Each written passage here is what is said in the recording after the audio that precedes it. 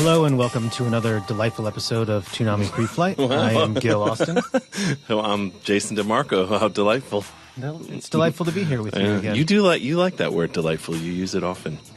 Yeah, it's just I think it's a delightful word. Yeah, it puts us in a nice mood. Gotcha. Because today we have big announcements that have at this point already been announced, but we have not officially on this show talked about. And hopefully we won't be fired. So let's announce it. Let's cut to the card. We are happy to announce our next show, Gundam Iron-Blooded Orphans. That's not the right card. That's not. So this show was announced by the Turner PR blast that announced returning and new shows for all of Adult Swim as part of our upfront cycle, and it erroneously also announced Inuyasha the Final Act renewal, which we didn't renew. Sorry, Inuyasha fans. And they didn't tell us that they were putting Gundam Iron-Blooded Orphans, which was a deal we had been working on for probably a year.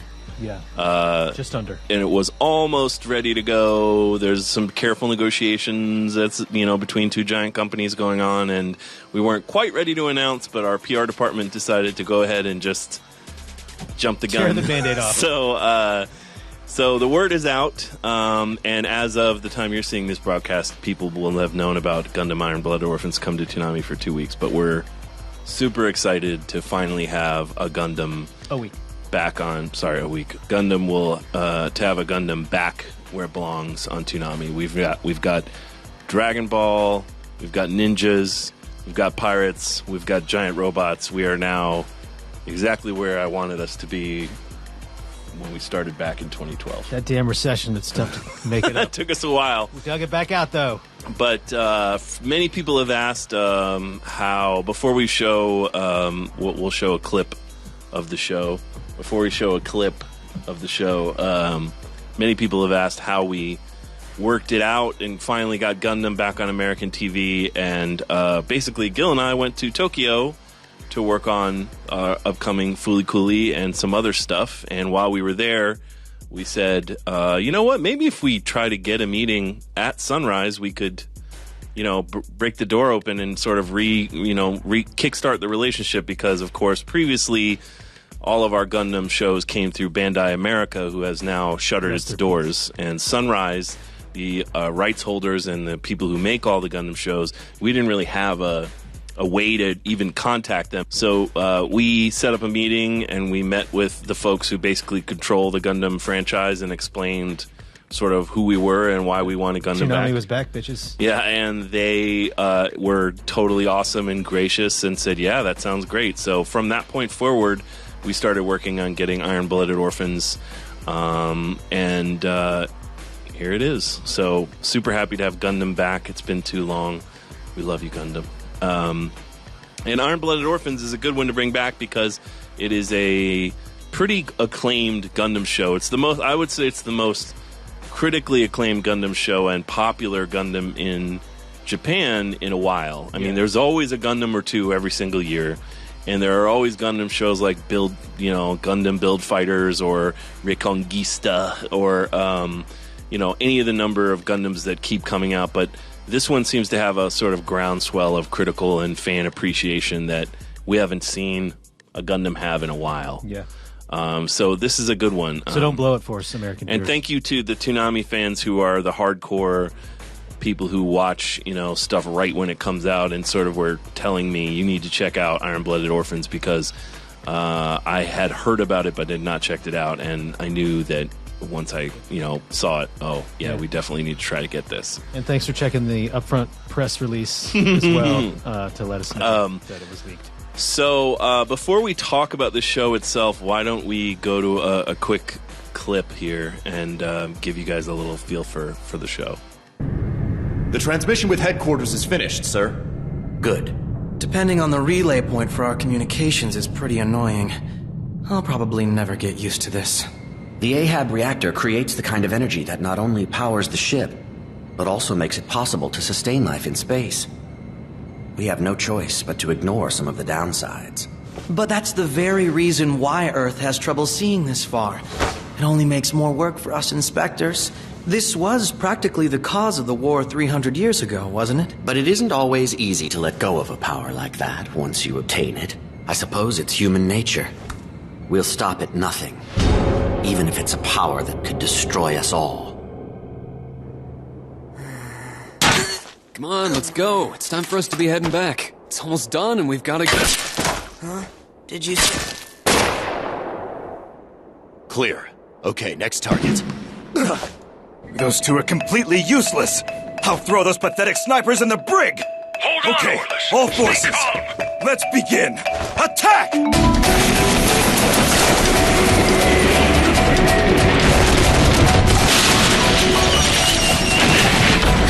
What's that? Fumiton! I'll find out what's happening. Wait here till I come back, miss. I'm going with you! What's going on? You're a little late. Mikazuki and Shino's team have already headed out there. Akihiro and the others used the second hangar. What do you think you're doing? I want everybody in the third group attacking the enemy. Head on! One question. Who are we fighting against? They're Damn! You must be rich firing all that ammo. They're trying to kill us, and we don't even know who the hell they are. Hold on. They're here. Wait a minute. Those mobile workers are... Gallarhorn, those guys are a bunch of idiots. Why are they attacking us? We don't even keep a lot of loot around this place. So, quick caveat. Hopefully you enjoyed that clip and or promo. Quick caveat. We are recording this episode due to travel reasons for Jill and I. We're recording this episode a couple weeks in advance, so we don't have a promo or piece of footage yet. But hopefully you just saw one, whether it was a terrific promo made by our terrific team or a clip of the show. Heartfelt clip made by the amazing production team. Gil, do you want to talk a little bit about Iron-Blooded Orphans? Yes, I would love to. I feel I've been monopolizing a conversation. No, it's fine. You have the gift of gab. I'm delightful. It's true. I've always said so, even when you're punching me in the head. Especially when I'm punching you in the head. So yeah, we had heard of Iron-Blooded Orphans about probably a year ago now, and then we had the conversations in the fall. It came out last year. October, right? So it was on the horizon when people were first sort of talking about it, and we just didn't really know how to make the inroads, and it turned out you literally had to go to their front door. Yeah, I knew a guy who knew a guy, basically, is how it ended up working out. Yeah. So thanks to Nobuo. You hooked it up, buddy. Appreciate you, Nobuo. A friend of ours who works at Sunrise from back in the Gundam Wing days, we've maintained contact with, and I reached out to him in the hopes that he could hook us up with Sunrise headquarters in Tokyo, and he did. So then, plot-wise, it's 300 years from the Calamity War? It's 300. It's first of all, it's not a universal. People have also asked, do I need to know about other Gundams to follow this show? You don't. This is its own timeline. It's not the quote-unquote Universal Century timeline, which is where a lot of the main Gundam series are. It's its own enclosed sort of universe, kind of like Gundam Wing was, where it's got its own rules and its own... There are always themes that go across all Gundam series, but the specifics are different. So in this world, Mars has been colonized hundreds of years ago, and Mars is a depressed sort of city or sort of planet that relies on Earth for most of its aid. So economically, Mars is basically a depressed planet. So Earth is sort of trying to dominate Mars. 300 years ago from when the show begins, there was a war called the Calamity War in which Mars tried to secede from this sort of union that they have. They did not succeed. So as we come in, Mars has been in a state of, it's been economically depressed and at war with both its own states on the planet of Mars and Earth for some time.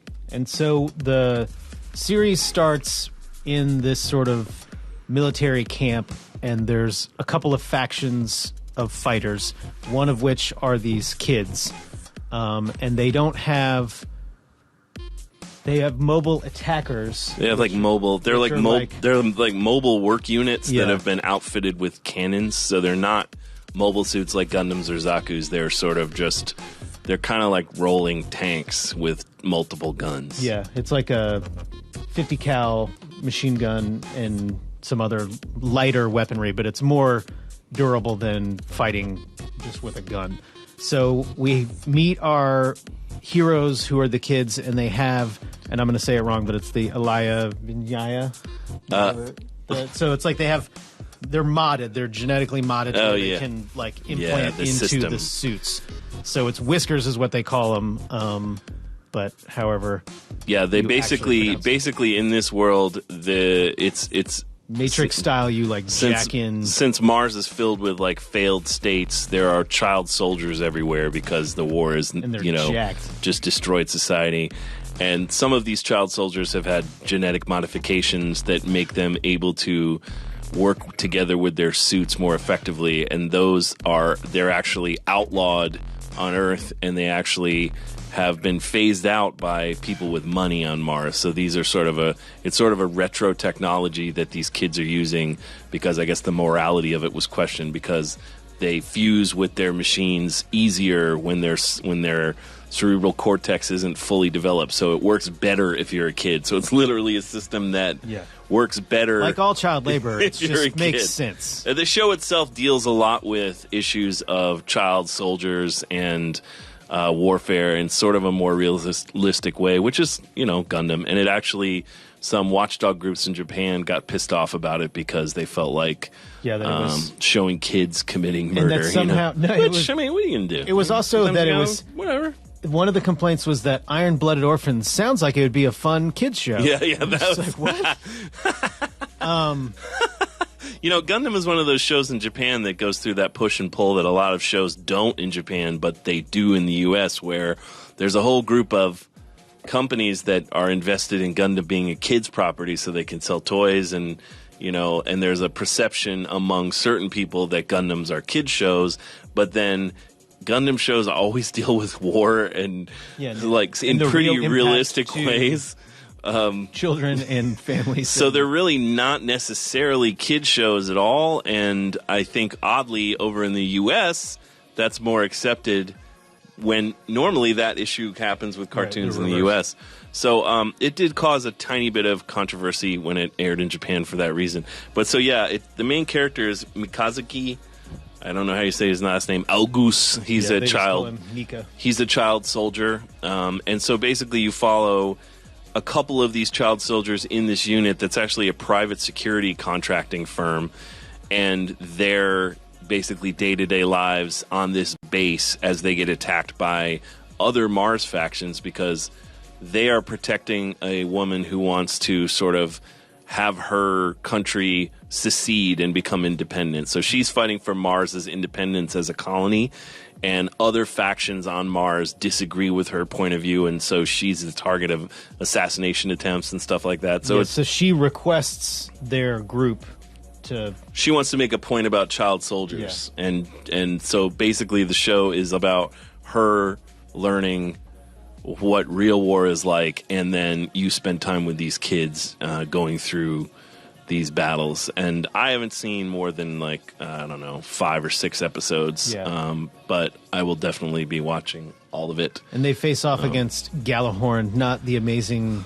rocket launcher from Destiny, but an actual paramilitary How dare you bring Destiny into the discussion of something real? You say Gallahorn, it's just if you're Gil. Horn.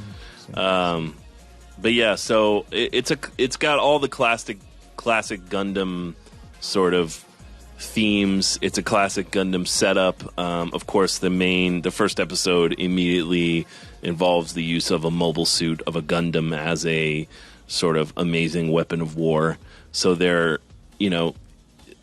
they do all the classic things that you want in a Gundam series, but they do them in their own way, which is great. And it looks great. It drops you right into the story without sort of explaining much. So the first episode's a little bit like, wait, who's this guy? Yeah, and then seems more like it's going to be more confusing than it is. They're just sort of They're just dropping you in. Yeah, they're dropping you in right in the middle. And then as the show goes on, it becomes much clearer who everyone is because you have the time to sort of understand all the little conflicts and things that are going on politically in this world.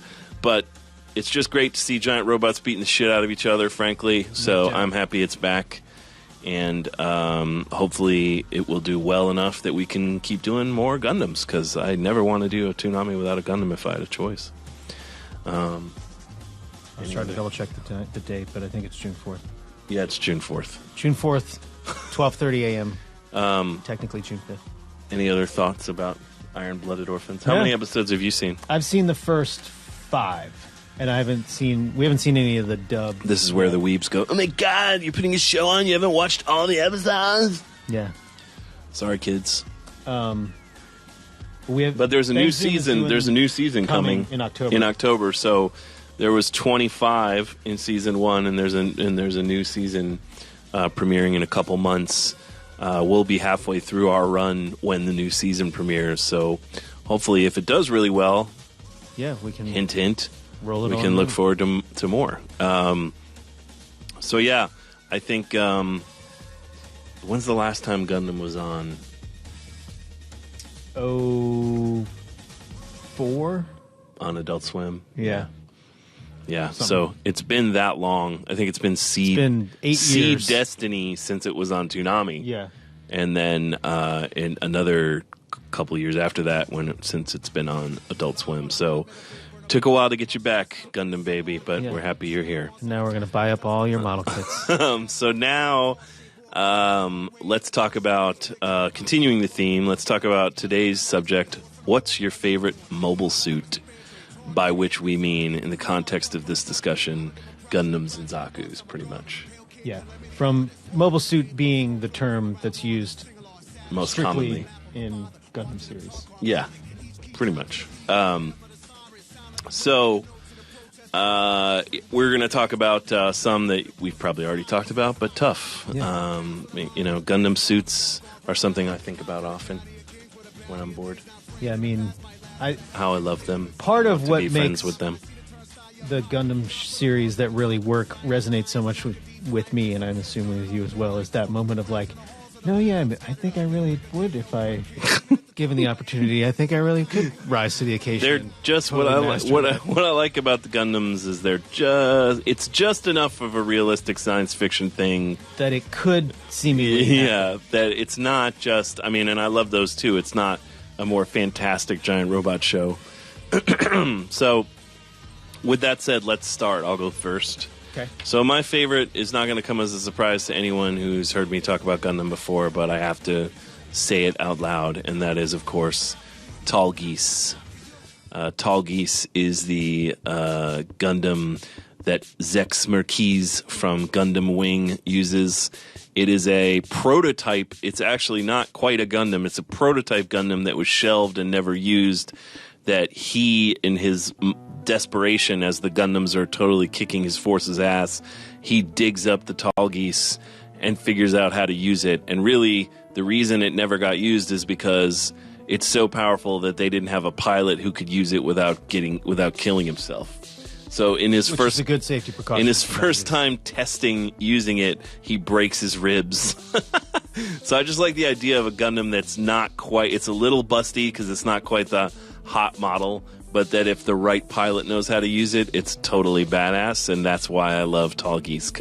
And I love the design of it. It has I love that cool sort of mohawk thing. Roman Centurion helmet. And I like the mounted cannon that it has, and the fact that it's all white. Do you have a favorite iteration of Tall Geese? I like the classic original Tall Geese. I like all the there are 3 different Tall Geese, but I like the classic one the best. And really, it's, Zex is basically the Char of Gundam Wing, so I always like whatever Char pilots, but the Tall Geese is my favorite. So here's a little clip of one of my favorite episodes of Gundam Wing, which is an Arctic battle between Zex and Hiro Yui. And Hiro is using Troa's mobile suit, the heavy arms, and he has not messed with Tall Geese before.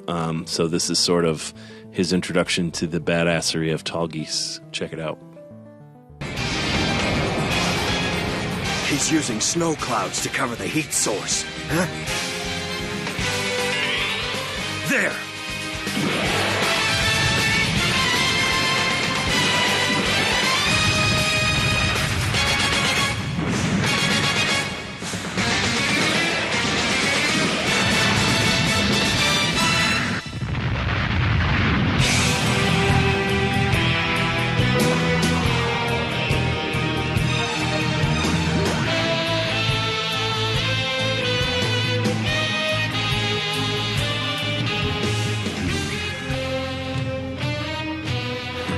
We're not gonna die in a fight of this low caliber.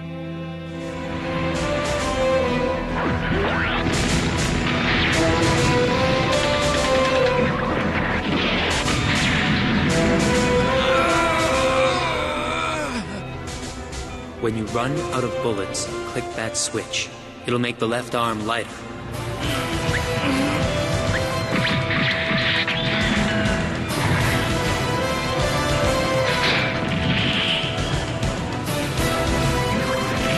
So, you're right out of firepower now. A beam saber. Troa really went out of his way for me this time.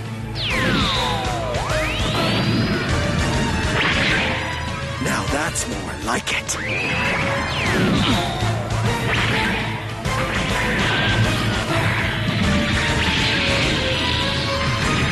Bless the man who came up with the idea of what if we put lightsabers in the hands of Gundams.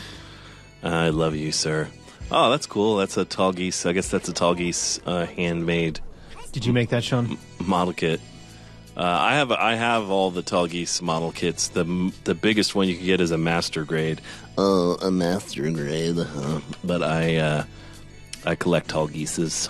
So my next choice is not a popular one, but I just wanted to highlight one that's sort of less talked about. It's very much still a classic Gundam design, but I like it a lot. Victory Gundam, which is from the 90s. Victory Gundam is one of the final Universal Century Gundams. It occurs 60 years after the events of Gundam F91 and Char's counterattack.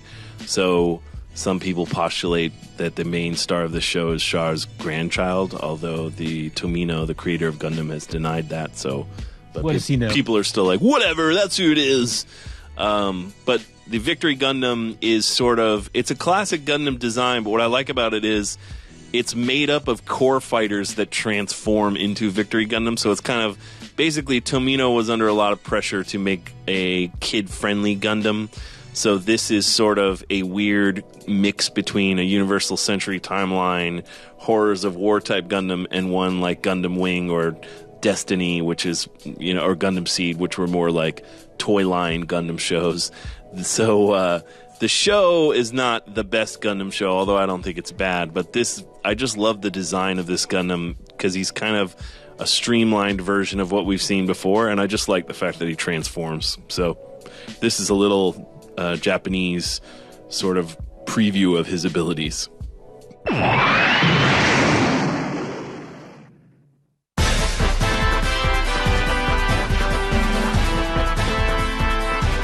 型式番号 LM312V04 モビルスーツビクトリーガンダム抵抗勢力リガミリティアがその主戦力とすべく開発した機体である勝利へのシンボルとなる祈りを込めてビクトリータイプと名付けられた戦闘機コアファイタートップリムボトムリムが合体した時ビクトリーガンダムが完成する主な武器はビームライフルとビームサーベル高い運動性能と変形合体機構を生かした柔軟な戦法を得意とするパイロットはカサレビアの少年ウッソエビンとカミオン隊のマーベット・フィンガーハット各地に潜むリガミリティアの同志は反抗の日を待っていたビクトリーガンダムは願いに応えて勝利をもたらすべくザンスカール帝国に立ち向かっていったのであった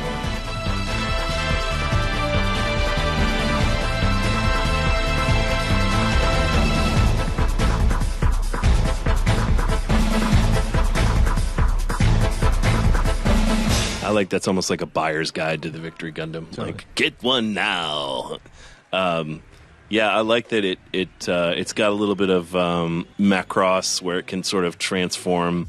It's like a Veritech fighter, sort of. I like that they just have 8 suits of Veritech legs. Yeah, and I like that the shield is actually an energy shield instead of an actual physical shield. I think that kind of made sense to me. So yeah, Victory Gundam, an unheralded classic. I think the light blue colorway that we're seeing in that photo is pretty damn cool too, but I think I'm in the minority. That's okay. So my final favorite mobile suit, which Gil only told me afterwards, after I picked it, was his favorite, so I apologize, Gil. I've said it on this show before. I apologize. I don't think you listen to me anymore. Well, no, I don't listen to you, but I still apologize. I don't even know who you are anymore. I'm sorry for taking apology accepted. Your choice. As long as it gets heralded, I think it's more about the suit than it is me. It's about lifting up. Indeed. It's about lifting up. So unifying on this show, not dividing. So I'm going to talk about the Golf Custom from MS-08 team, which is also an unheralded. It's one of the best Gundam series, and people don't talk about it enough, I don't think.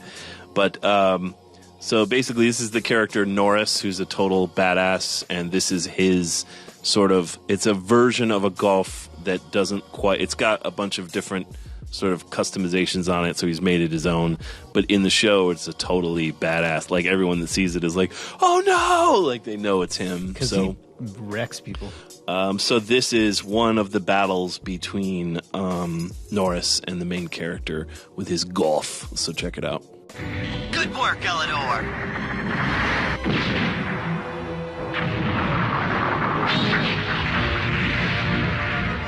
Come on!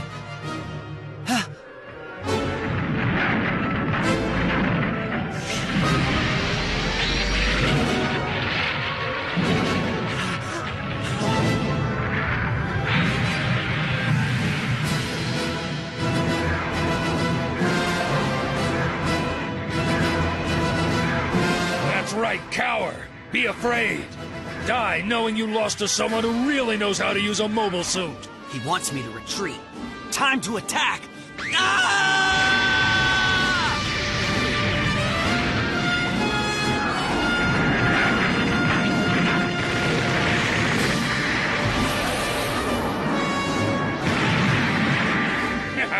This is getting fun now. Now it's your turn!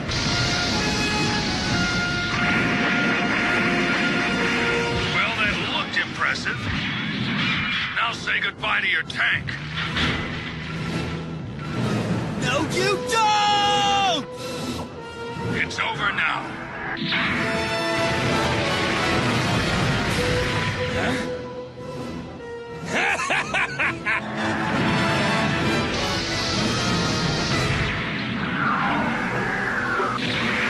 Well, Miss Ina, the Kurgan will have to leave without me. I have found the place where I am to die.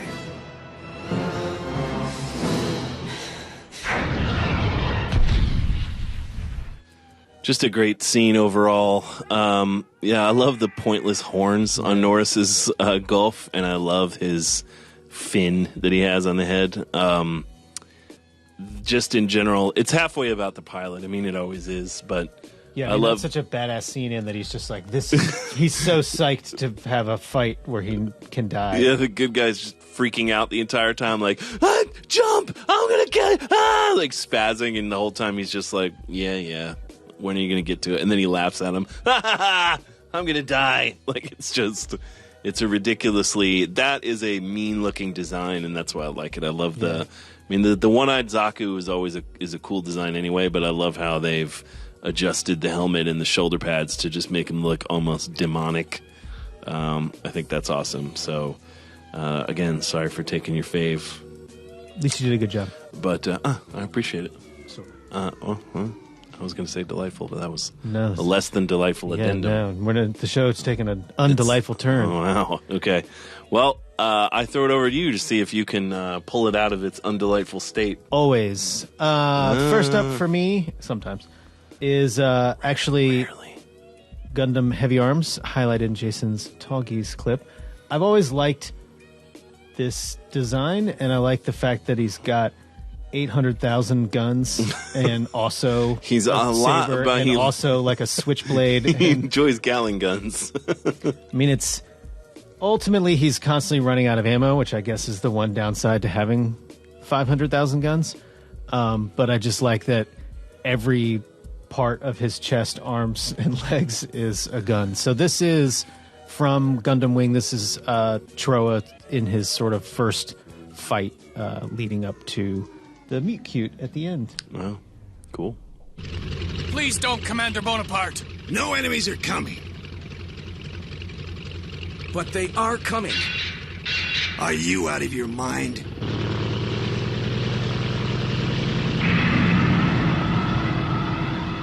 What it is would challenge this security. See for yourself.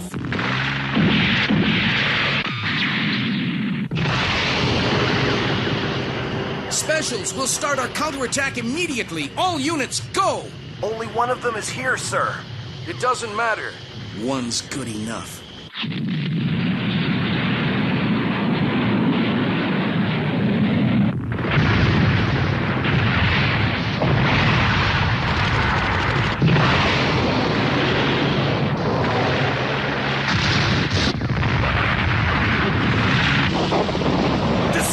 Descend at once! Calm down! We know there's only one of them. Surround and destroy it! It's not showing on the radar. I'll check the observation monitor. Enemy confirmed! This is what happens when you rely on equipment.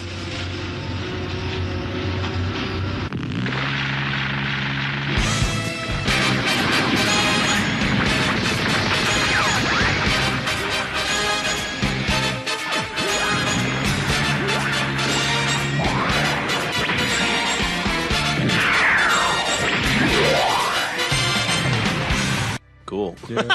Yeah, those are missiles. Yeah. That's all missiles. And then Gatling gun arm, those Gatling are gun Gatling chest. guns. Yeah. Gatling guns in his head. He's all about the attack. Yeah, the opening salvo is very impressive with heavy arms. If it's a protracted fight. Yeah, I love the heavy arms. I never liked Troa much as he's probably actually my least favorite Gundam Wing pilot is Quattro, definitely. But Troa's next in line. He hangs around at the circus. He's got that. He's kind of like Hero. He's kind of like Hero Yui light, like. Eh. Well, he's the broody emo one. That's where Hero's just the broody badass one.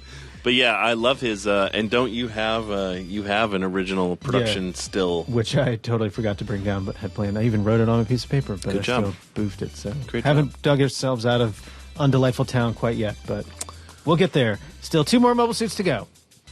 Didn't Gundam... Did you buy that off eBay, or did they give it to us? I can't remember. I bought it from... I don't remember what convention, gotcha. but I bought it for convention. It was like crazy cheap. And now they're hard to find. Yeah. Because there's... Particularly when they're in my office. There are no more, Yeah.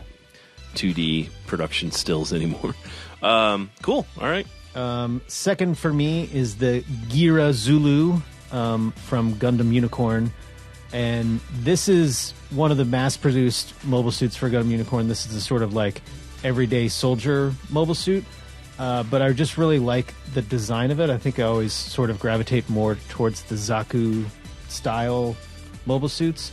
There wasn't a lot of footage on YouTube of it, like highlighting it. So instead, we're going to watch this nerd talk about it that he did his model because it looks really awesome. But we're going to speed it up and we probably won't hear what he has to say. But thanks, nerd. Take it away.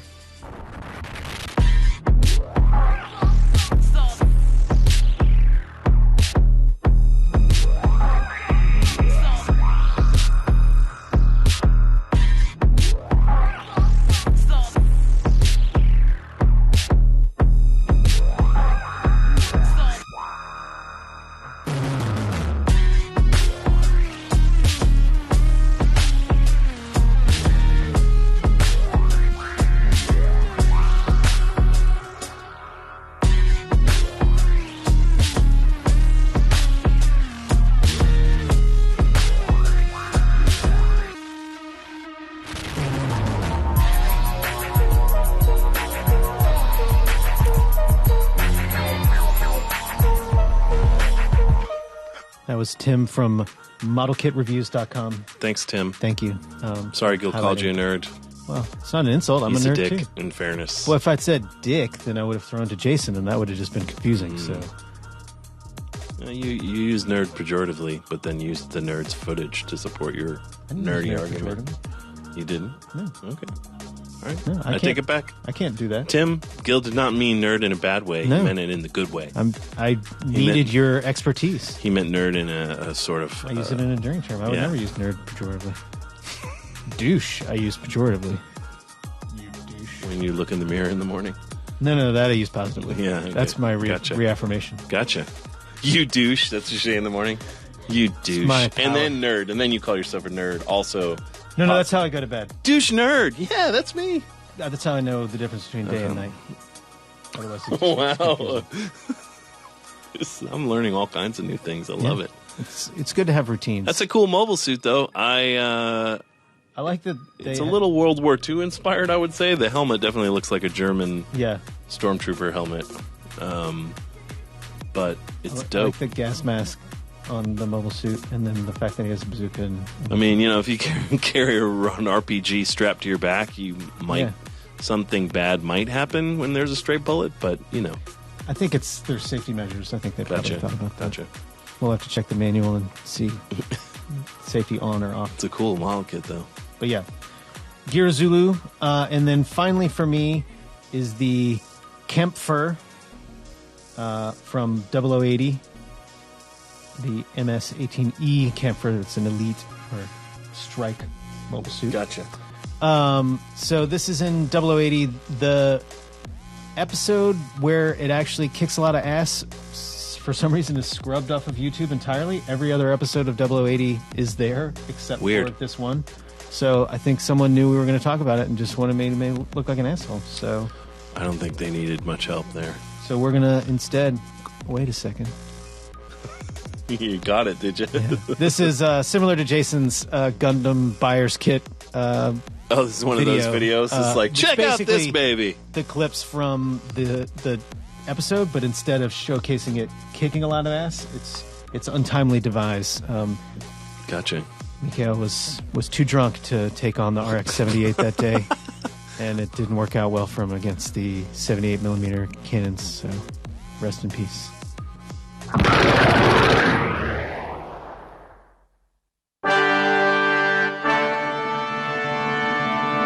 型式番号 MS-18E モビルスーツケンプファー。ジオン公国軍が一年戦争時強襲用として開発した機体である。高い推進力を持っており、多数の重火器を背面など全身に搭載したまま有重力下でも飛行可能である。中立地帯であるはずのサイド6に密かに搬入。内部で組み立てられ、サイクロプス隊のガンダム NT1 ダッシュ作戦に使用された。パイロットはミハイル・カミンスキー少尉。ショットガン、シュツルム・ファウストなど多彩な手持ち武器を装備。単独でスカーレット隊6機を全滅させた。またチェーンマインを使用し、ガンダム NT1 のチョバムアーマー破壊に成功している。新型ガンダムダッシュのため出撃し、地球連邦軍の防衛隊に対して善戦したケンプファー。武装、移動速度ともに通常の機体をはるかに上回る優秀な性能を発揮した強襲用モビルスーツであった。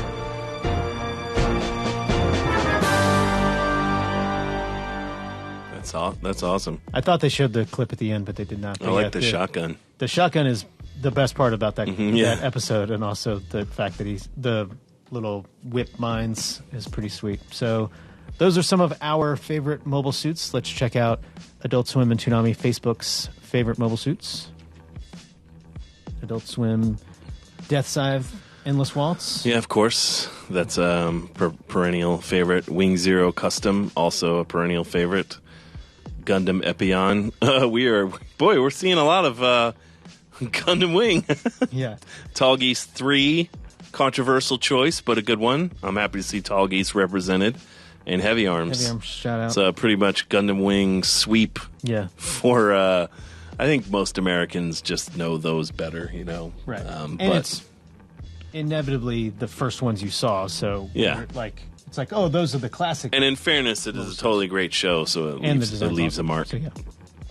Let's check out the Toonami Facebook choices. We, of course, have Gundam Wing Zero at the top, and then Death Scythe Hell Custom, second place. Heavy Arms coming up a couple spots. That's the custom. That's the... Heavy Arms Custom, is that from Endless Waltz? Yeah. Burning Gundam, which is, of course, from G Gundam, which I love. I prefer the original Heavy Arms. And I like their first work. And Gundam Epion, which I really like Epion, but I can't love it as much as Tall Geese, and it's Zex's other... It's his other Gundam that he gets after he wrecks the Tall Geese, and so they make him the Epion by stealing Gundam technology. And the Epion is cool, but it's still no Tall Geese. Yeah, especially when what you like about it is its OG out-of-control nature. Pretty much. It's like me, piloting my own body. Some days that's what I feel like. I never know when I'm going to just break things or, you know. Yeah. Sometimes you get your ribs broken when Jason can't pilot his mobile suit. It's true. That's why I've put you through walls and stuff, because I'm not piloting my mobile suit well. Yeah. The real me sits here in my chest. This is just my mobile suit. Where your heart my exo used unit. to be. Yeah. No, I never had a heart. Oh, okay. Yeah. So let's check out the sneak peek for this week, which is a promo for our upcoming Samurai Champloo marathon on Memorial Day weekend. Happy Memorial Day weekend, Toonami film. Traditionally a day where families hang out with one another and watch samurai anime together at night. And barbecue and don't watch a lot of TV, so you could do your part by watching some Samurai Champloo marathon and help us out. So here's the promo. Who's cutting the promo? Dave. So here's the promo cut by Dave. Check it out. We know how much you love Samurai Champloo, so this Memorial Day weekend, we're running 7 episodes in a row. It is imperative to be thorough for the sake of our great cause. Take an epic journey through historically accurate hip-hop Edo period Japan. Your time is over! Seems like we've got every crazy person in the country running around these mountains. Toonami's Samurai Champloo Marathon, next Saturday at midnight. I'll leave the disposal of those 2 Ronin to you. Spring is a time of sunflowers and samurai. Nice work. Thanks, Dave. And finally for today is Dana Swanson, mobile on the move, but she's not quite as mobile right now. She's less mobile, but still moving. She's actually still mobile. She just not moving as much. Less moving. I don't really know what the. Anyway, Dana will explain it better than we are. So take it away, Dana.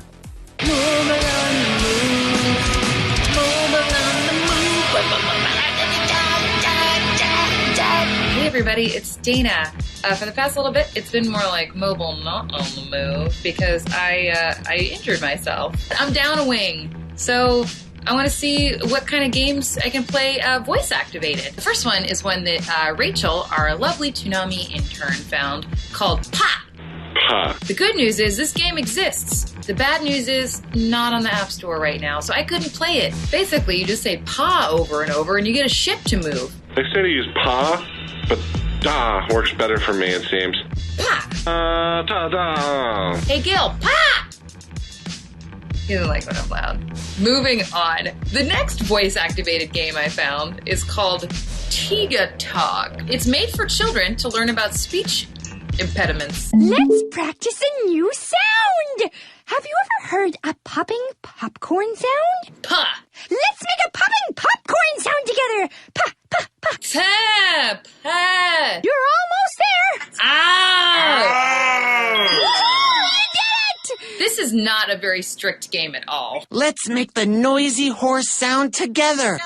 This game is dumb. I have a feeling that anything that's an actual voice-activated game is terrible. So I'm going to move on down the road. I'm going to play something one-handed. Because you know what? Left hand, you're working just fine. This game called Inks that I just downloaded. Let's see if I can do this one-handed. The flipper didn't even go. This is stupid. I can't even get this to work with one hand. Moving on from Inks, here's a game called Joyrider. I just found it in the App Store today. Let's see what it does. I guess you're in space, and you're going through a tunnel, and you fart gas to stay in the tunnel, and then if you get outside of the tunnel, you start losing oxygen. That's my review so far. Alright, it's got more gas. We're doing great. Oh! Life is dropping. Okay, just stay in the space tunnel. I'm doing it one-handed. I'm doing my left hand, my non-dominant hand. It's taken me a bit to learn. I played this for a long time in the doctor's office today. This game's pretty fun one-handed. I do recommend Joyrider, because you just fart through a tunnel. I'm going to close out in a game called Monument Valley. I love this game. It's a lot of twisting and turning, and hopefully I can do this one-handed. It's just changing your perspective to get where you want to go. I'm gonna get lost in this for a bit. So, in closing, you can play stuff one-handed, just not everything. And if something's voice-activated, you should probably avoid it, because it either doesn't exist, or it's made for children. This has been Dana, and say hey to me over on Twitter, at Dana is a girl, or give me a hug in real life. That's what I look like. Whew, that was a lot of yelling, Dana. I love you, but you were yelling and yelling. I didn't know she was recording that until I saw it earlier, and I actually did yell. I just yelled her name really loud, and then she didn't stop, and I honestly just left. Gil's a very smooth customer. It takes a lot to fluster Gil. I've done it a few times, and I consider it I'm very proud of that achievement of flustering Gil. Congratulations. Dana is able to fluster Gil fairly easily by just talking loudly, which I think is funny. I never see Gil. Less funny. Little peek behind the scenes of William Street. We have very thin walls, so you hear my music blaring all the time. You hear Dana's conversations all the time. Like, you basically have to train yourself. Killing people all the time. Yeah, you just have to train yourself. Police sirens. I hear Gil complaining about sales promotions, but you basically have to train yourself to ignore a lot of sounds, but sometimes it's the repetitive. It was when she was doing Pa. I was like, what are you doing? There's always something every day that pops out that annoys one of us. With Dana, she really hates the sound the cafeteria machine makes because she's right by the cafeteria. A little peek into the mundane. Moved it into the back though. Little peek into the mundane world of William Street. The struggle is real, people. Where we have the cushiest, greatest jobs in the world and still manage to get annoyed with dumb shit because we're just that spoiled. America. We love you, Dana. Be as loud as you want. Indeed. Not all the time. And if I just known what she was doing, I wouldn't have minded. I thought she was just losing her mind or going through some sort of relaxation episode. Rather than actually checking on her, I just went home. You just left. I'm glad you're okay. Gil cares. Thank you for another amazing episode of Mobile on the Move. I don't think you got... I have to say, now that we're at the end of this broadcast... You don't think I brought it back from Delightful? No. Too Delightful, rather? I think you made it worse. I don't think that's true, buddy. Now you've really gone and done it. We'll see you next time on another delightful Toonami pre-flight. Bye.